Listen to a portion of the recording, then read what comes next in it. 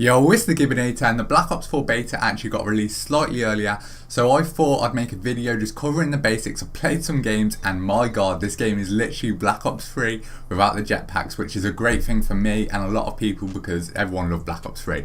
So this game's great, and I thought before I get into the tips and tricks of how to get good accuracy, how to get a high KD, all of these things, best class setups, I've got to cover the basics first. I've got to tell you the best controller settings because this year there's some slight differences from World War II and previous CODs, so let's get into it. So the first thing that's weird is look at this, it's like a mouse and like a computer mouse. It's really weird, but yeah, come over to controls, that's the first thing we're going to do. Then we'll come over here and we look at the sensitivity. Now sensitivity in this game is very important to get right. The aim assist is very high, and it means because it's a very assault rifle dominant game, you kind of need a lower sensitivity than you would in the previous CODs, just because it makes your aim really good at long range. Like, trust me, you can laser beam kids across the map with this type of sensitivity. And as well as that, there's only 14 sensitivities this year. For the past couple of years we've had 27 sensitivities in the game, so this means that when you're using a lower number, it's actually more equivalent to a higher number in the older CODs. So I used to run a 7/7 sensitivity back on the older games where there was 20 sensitivities, but now there's only 14, so I'm rocking a 5, and that works out because if you divide 20 by 14 you get 1.4, and then if you divide 7 by 1.4 it takes you to 5. So this should feel basically the same as my older sensitivity on the old CODs, which makes me feel comfortable. But then again, sensitivity is just personal preference. You can just play around with it, find the one that works best for you. Obviously for me, I would say the higher the better, although you get like the aim assist more easier to kind of take advantage of when you're using a low sensitivity. When you're using a high sensitivity, you can turn on kids, you can do everything, just absolutely destroy people, and I'm someone that prefers to use high sensitivity, so I'll be gradually bumping this up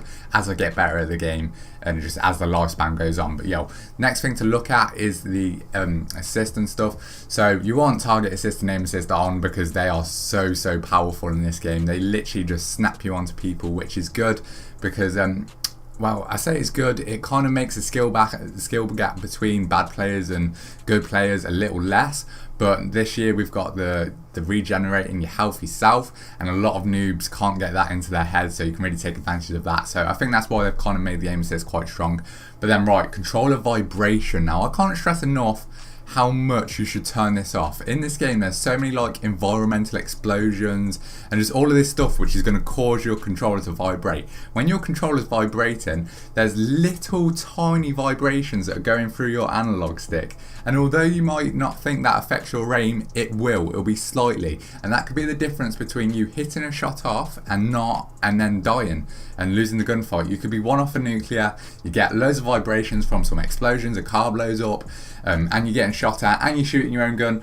Tiny little bit of vibration causes your form to go to the right, and then you've missed a few shots and you've died one off a nuclear. You don't want that to happen, lads, so I definitely recommend you turn vibrations off. I've always had vibrations off and it's made me such a better player. My accuracy's better, and plus it makes your controller last longer, like the charge, because it's not vibrating all the time. And I mean, I used to be someone that just loved the feeling of vibrating because it's like you're shooting an actual gun, but believe me lads, it's way worth it turning it off. You'll become such a better player.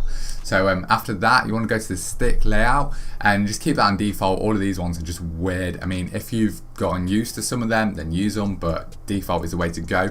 And then the next bit, button layout, you want to be using tactical. This year sliding is OP. I knew it would be OP. It was good in Black Ops 3, but Black Ops 3 had the jetpack as well, but now you've cut out the jetpack, sliding is going to be key. You want to be sliding around corners because it's just going to catch people off guard.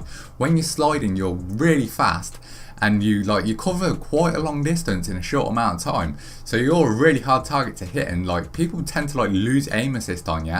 So if you're in a sticky situation, slide, regen your health, and I can guarantee you probably about 8 times out of 10 you'll survive, and you'll definitely get more kills if in every gunfight you're sliding around, especially if you're using an SMG. But even with assault rifles, if you're up close to someone and they've got an SMG and assault rifle, you can easily just slide to the left, slide to the right, and just strafe them, and they'll lose all aim assist on you. You can really disorientate them and just kill them and absolutely destroy people. I'll be uploading some gameplays so you can see like the style of how you're meant to play this game to do well, because it is a very it's kind of like a new play style to what we've had in previous Call of Duties. Just because you've got the slide but you don't have the jetpack, and the slide is actually just so OP. So after the stick layout, we have actually we already did that, sorry. The next thing you want to do is you want to put your controller on flipped. Now flipped is going to turn obviously, like when you're using L2 and R2, they have a massive range of motion, like when you press it all the way down. So you have to push it down until you get to the point where the button actually becomes active. With the top buttons, L1 and R1, they don't have that range of motion. As soon as you press it, it's basically instant that'll happen in the game. So it's like having trigger stops from scuff controllers and stuff, and it means that as soon as you press the button, you're going to aim. So that's going to mean when you get into gunfights, you can aim way before other people, and it's just going to improve your reaction time completely and mean that you could potentially be getting way more kills, because if you get that shot off like a millisecond earlier than the other person, you're going to get the kill, and it's just going to help you out a lot. So I'll go into some other things. So in graphics, you want to turn your brightness up a little bit, not too much, because it's already a really nice bright game. That's what Treyarch does best, but you want to turn up to about 70%, just so you can see those corner campers in those dark lit corners. For the display area, I think you actually have to do this when you're in a game. I'm not in a game at the minute. You want to turn it to the smallest. I know at the minute, ignore this, it's at its biggest. You're going to try and make this as small as possible, because what that's going to do is it's going to pull your mini map further away from the corners. It's going to pull all the things that you have to look at closer into your your visual, just in your view, so you can see it more easily. You're not having to look up all the time and look far across your screen to see the mini map. So that means that you can stay concentrated on the game and the mini map, and it just makes it so much better. Like I've been doing this for like the past 2 years now, and it massively improved me as a player. Like you kind of underestimate how much this will improve you, but when you can just look at the same spot, see your mini map and see the game at the same time, it's game over for the other people. Like just trust me on that, because when you're like, especially if you've got a massive TV, like if you've got a 42-inch TV, you're going to have to move your head to see the mini map. But with me, I've got a nice small screen, and especially when I make this area way smaller, it just makes it so much easier. It allows me to concentrate on my accuracy whilst looking at the mini map, and it's just so crucial for you to do.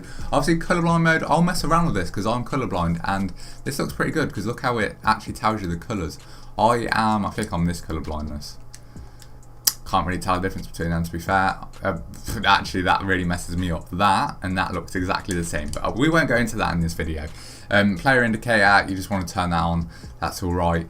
Next thing, you want to come here and you want to turn connection meter on. That's going to be able to tell you your ping and stuff. So if you're in a lobby with some people in America, if you're playing at like 3 o'clock in the morning, because the chances are a lot of people are going to be like grinding up late.